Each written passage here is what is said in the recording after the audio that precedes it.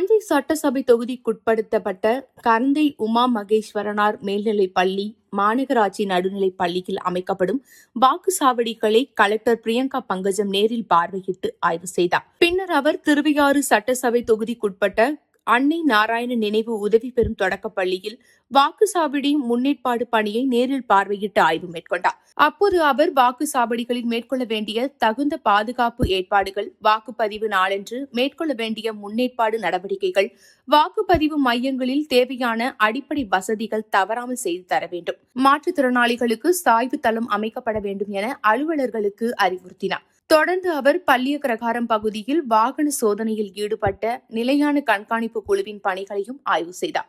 பின்னர் அவர் தஞ்சை வருவாய் கோட்டாட்சியர் அலுவலகத்தில் வாக்களிக்கும் எந்திரம், கட்டுப்பாட்டு கருவி வைக்கப்பட்டுள்ள பாதுகாப்பு அறையை பார்வையிட்டு மாற்றுத்திறனாளிகள் மற்றும் முதியோர்களுக்கு தபால் வாக்குகள் பதிவு பணிகள் குறித்து அலுவலர்களுடன் ஆலோசித்தார்.